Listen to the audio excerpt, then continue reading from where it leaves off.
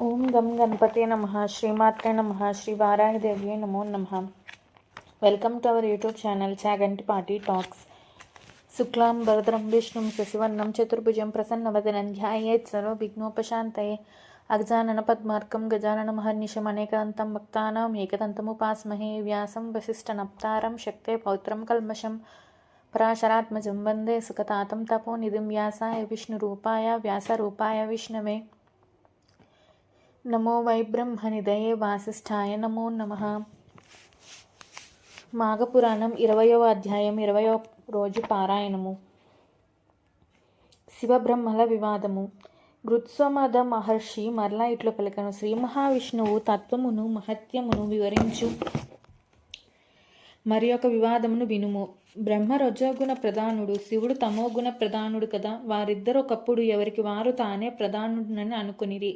సర్వలోకకర్తను, దేవతలకు ఇష్టుడైన అధిపతిని నేనే, మరి ఒకరు నాకంటే ఉత్తములు లేరని ఎవరికి వారే తలిచిరి. ఎంతకాలం గడిచినను వారి వివాదం ఆగలేదు. కాలం గడుచుచూనే ఉన్నది, వివాదం పెరుగుచూనే ఉన్నది. ఇట్లుండగా వారి ఎదుట ఒక మహారూపం సాక్షాత్కరించెను. ఆ రూపము అనేక సూర్యుల కాంతి కలిగి తేజోమయమై ఉండెను. అనేకములైన ముఖములు, నేత్రములు, బాహువులు, పాదములు కలిగి సర్వవ్యాప్తమై తనకు తానుగా జనించి సర్వతో వ్యాప్తమై ఉండెను. దివ్యము, మనోహరము, అనంతము ఆ రూపము శ్రీ మహావిష్ణువు రూపమని వారు గ్రహించిరి. సర్వము ఆ రూపమునందే వారు చూసిరి. బ్రహ్మ, శివుడు ఆ రూపము చోరులో నుండిరి. ఈ విచిత్ర మనోహరమైన అనంత రూపమును చూసి శివబ్రహ్మలిద్దరూనూ ఆ రూపము తుది మొదళ్లను చూడదలిచిరి. ఆ రూపము యొక్క ఆద్యంతమును నెరిగిన వారే తమ ఇద్దరిలో ఉత్తములను తలిచిరి. ప్రయాణమైరి. నలుదిక్కులను, 4 విదిక్కులను, క్రిందను పైనను చిరకాలము సంచరించిరి. ఆ రూపమునకు మొదలును గాని చివరను గాని చూడలేకపోయిరి.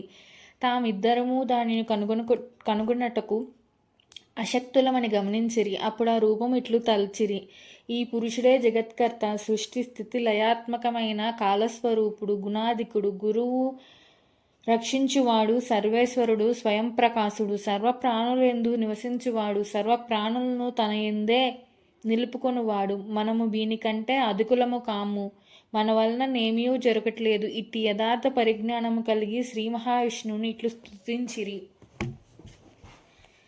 బ్రహ్మ శివకృత విష్ణు స్తుతి. అనంతమూర్తి, సర్వద్యము, సర్వాధారము, అనంత ప్రకాశము, సర్వమనోహరము ఆయన నీ స్వరూపమును మాకు మరింత ప్రత్యక్షమున్నట్లు చేయుము. సర్వాత్మక, సర్వేశ్వర, సర్వప్రాణి నమస్కృత అనుగ్రహించుము. నీవు సర్వకర్తవు, భర్తవు, నీ తేజమనంతము, నీనందరికీ అన్నిటికీ ఇచ్చువాడవు, సర్వస్వరూపుడవు, సర్వవ్యాప్త రూపుడవు అనిరి.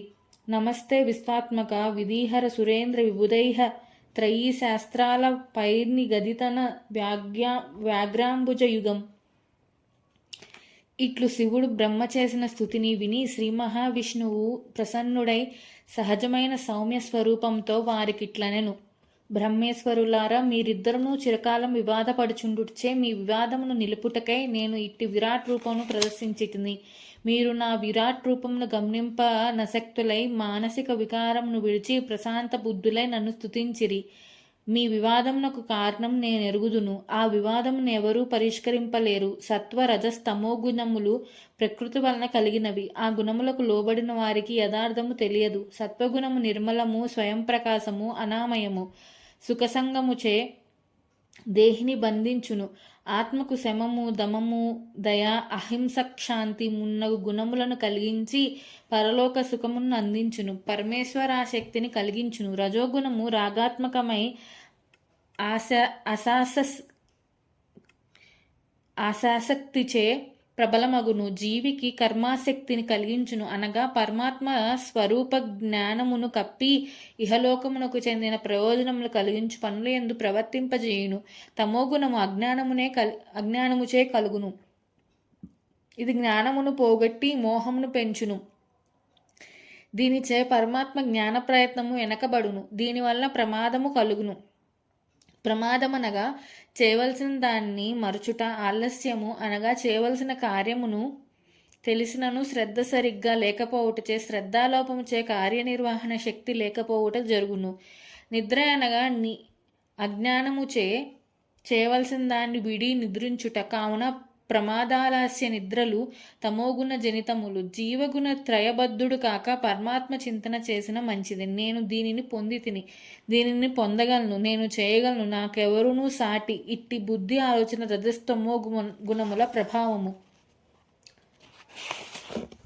మీకును ఈ గుణ ప్రభావం వలన వివాదం కలిగి పెరిగినది. మొట్టమొదట నంతయు చీకటిగా ఉండినది, పంచభూతములప్పటి వరకు ఏర్పడలేదు.